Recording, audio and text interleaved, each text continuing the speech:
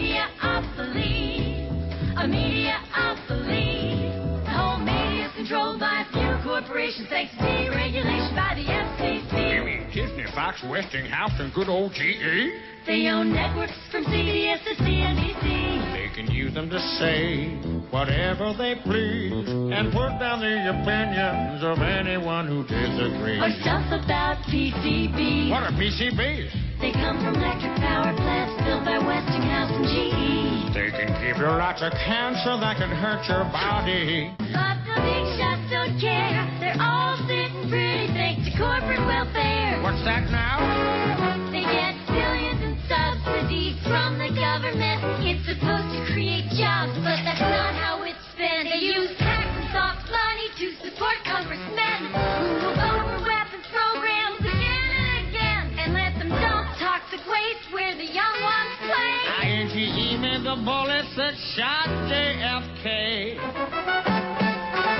You contribute to this chain every time you buy a product sponsored on this show.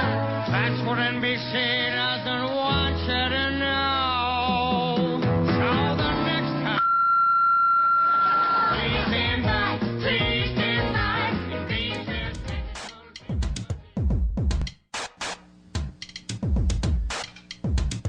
And for those of you who are unaware of this one world government and one world religion, I challenge you to do an internet search on the New World Order. You will be overwhelmed by the amount of people trying to get the word out to the masses. This exemplifies the findings that 87% of the population formulates their belief structure according to other people's ideas. Only 13% formulate their beliefs on logic and evaluation. And sadly, the two greatest factors that lead to the ignorance of the public are as follows. You support the mission from here? How brave you are!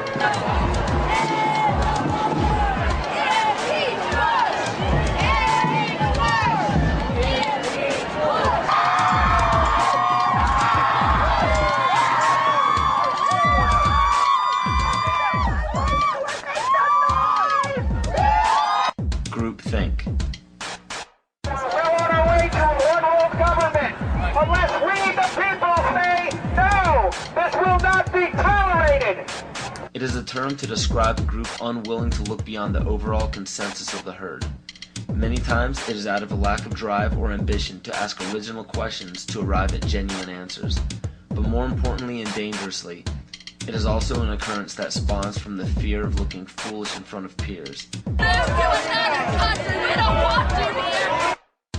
Both religion and politics are forms of groupthink. Words such as patriotism and faith are both fancy words that ultimately mean blind submission. Supposedly, it is considered heresy or unpatriotic to question the words of your leader. So the fear of upsetting the superior higher power has forced the herd to practice groupthink regardless of what it leads to. And one of the greatest examples of groupthink is the stigma given to conspiracy theories. The phrase conspiracy theory gives a distinct impression to the average person. The JFK assassination, Area 51, Roswell, government cover-ups, strange disappearances. These subjects probably sound a bit too fantasy for the average person, and it's quite understandable. They're supposed to sound made up. Throughout the mistranslation of time and embellishment of these stories, facts were added or omitted. Some may be true and some may be false, but one thing is for sure. If a global secret needed to remain hidden yet began emerging among the public, the best cover-up is to embellish or alter the story until it sounds ludicrous. So what happens when the secret involves the government and the government has intimate ties to the mainstream media, and the mainstream media, as said before, has been proven to sway at least 80% of the public's opinion? The logic is undeniable. Media in every form is put in place to make people feel stupid for even keeping an open mind towards conspiracy theories.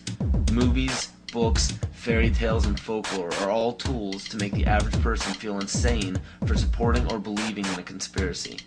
And why shouldn't they? Our leaders have no problems telling us not to investigate or believe in these theories. Let us never tolerate outrageous conspiracy theories concerning the attacks of September the 11th. Malicious lies that attempt to shift the blame away from the terrorists themselves. The most basic of pagan practices is the control of human population to have a perfect balance between man and nature. The goal is to bring the population down to 500 million, which is over a 90% reduction in humanity. Now that we have abandoned everything we've been trained to think prior to this moment, we can start looking at the world for what it is, instead of what people tell us it is. Open your eyes today as if you've never seen the world before, and you will begin to notice that the goal of population reduction is everywhere around us.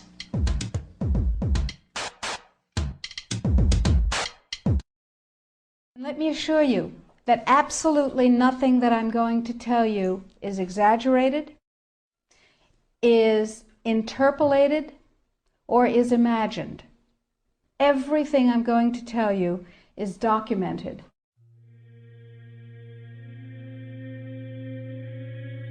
He who controls food controls the world.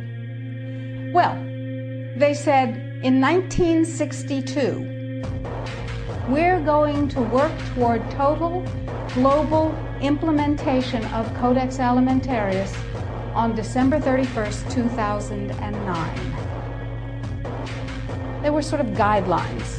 Now, Codex Alimentarius Commission is administered by the World Health Organization, WHO, and the FAO, the Food and Agriculture Organization. They fund Codex and they run it at the request of the UN. So they're mommy and daddy to Codex Alimentarius.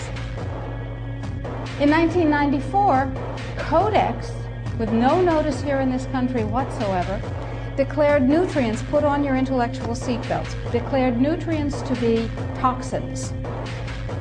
They're poisons. Under Codex, every dairy cow on the planet must be treated with Monsanto's recombinant bovine growth hormone. Furthermore, under Codex, every animal used for food on the planet must be treated with subclinical antibiotics and must be treated with exogenous growth hormones. If you do the numbers in the WHO FAO projections, the epidemiological projections, they estimate, not I, that just the vitamin and mineral guideline alone, when it goes into global implementation on December 31st, 2009, will result in a minimum of 3 billion, that's B, bad, big, billion deaths. 1 billion through simple starvation. Those folks who die are not particularly economically successful from the point of view of the corporations, but the next 2 billion. They will die from the preventable diseases of undernutrition. Who will live? Probably those people who are wealthy enough and powerful enough to have their own pushers of clean food and nutrients. So we need your help, because the United States leadership is what's going to literally save the population of the planet. The UN has put out dozens of public documents where they're calling for an 80% world population reduction. In fact, at the Beijing Women's Conference, the World Conference, back in 1997, the head of the UN Food Program said, "We will use food as a weapon against the people."